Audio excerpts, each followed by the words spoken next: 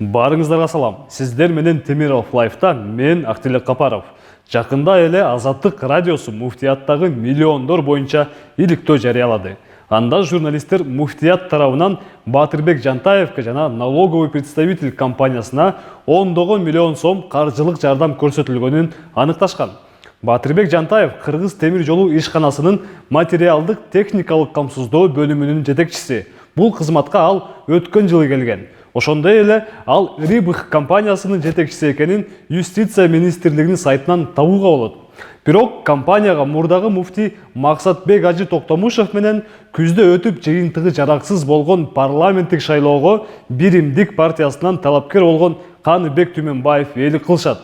Азаттыктын журналисттери налоговый представитель компаниясынын түзүүчүсү катары көрсөтүлгөн Нурлан Чыныбеков аттуу адам өткөн жылдын август айында Биримдик партиясына 200 000 сом бергенин да аныктап чыгышкан. Биз азыр Азаттыктын иликтөөсүн кайталап отурбай, сиздерди таң калтырган башка көрүнүштөрдү айтып беребиз. Эмесе кеттик анда. 2020 жылдын 12 майында муфтияттан акча алган налоговый представитель компаниясы мамлекеттик сатып алуулар порталына катталган. Көп күн өтпөй эле бул компания Кыргыз темир жолу ишканасындагы материалдык жана техникалык камсыздоо боюнча филиалынын бир нече миллион сомдук тендерлерин жеңе баштайт. Башкача айтканда, укук жаатында иш жүргүзгөн бул компания Кыргыз темир жолуна тепловоз тетиктерин жеткире баштайт. Андан бир жума өтпөй, тагыраагы 18 майда Кыргыз темир жолунун жогорудагы филиалы 150 универсалдуу чакан вагондорду сатып алуу боюнча сынак жарыялайт. Ага жалпысынан 525 миллион сом каралат. Тендерге катышуу үчүн 8 ишканадан арыздар келип түшөт. Эми сиздерге суроо.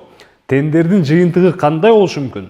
Кызыктын баарымында дал ошол арыз берген 8 ишкананын 6оосу сынактан четтетилет. Кайра эле сынактын жеңүүчүсү деп налоговый представитель компаниясы табылат. Дагы эсиңиздерге салам.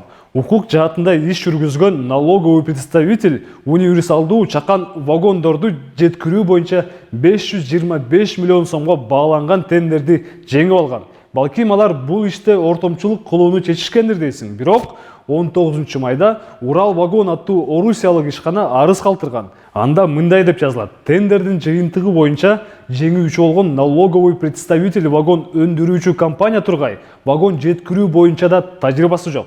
Сунуштаган баасы болсо биздин сунуштаган баадан 87 миллион рубльга жогору. Кыскасы мазмуну ушундай. Жыйынтыгында комиссия конкурстун эрежелерин бузулган деген жүйө менен чечимдерди жараксыз деп табат.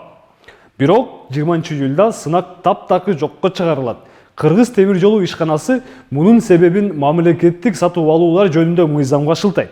Мыйзамда сатып алуучу уюм эгерде андан ары сатып алуунун зарылчылыгы болбой калса, келишимди түзгөнгө чейин кайсы болбосун убакытта мамлекеттик сатып алуулардын жол жобосун жокко чыгарышы мүмкүн деп жазылган.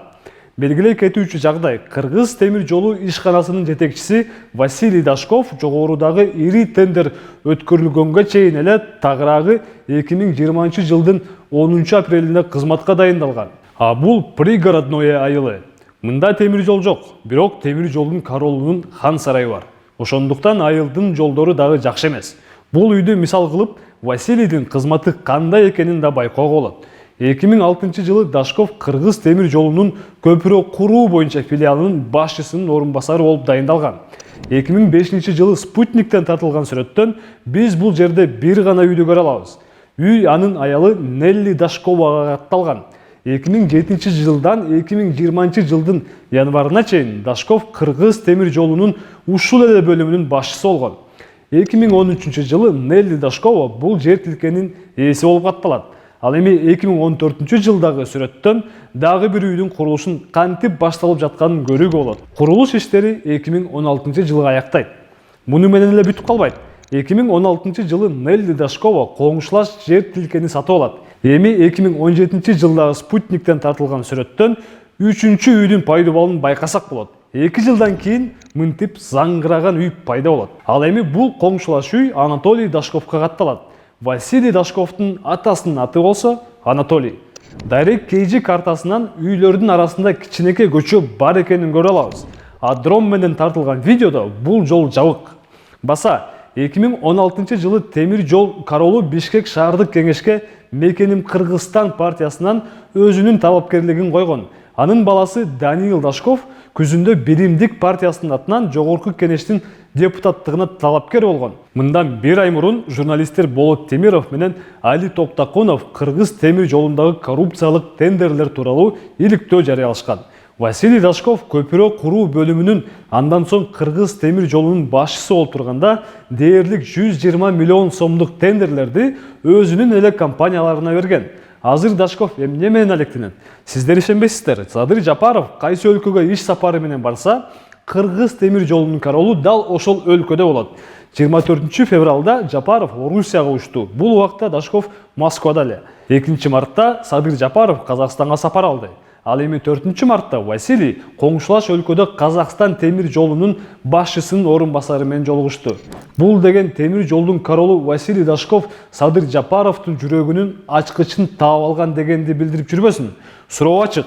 Сиздер менен Актиле Капаров болдум. Байыңыздар бирок мыйзамдуу жол менен.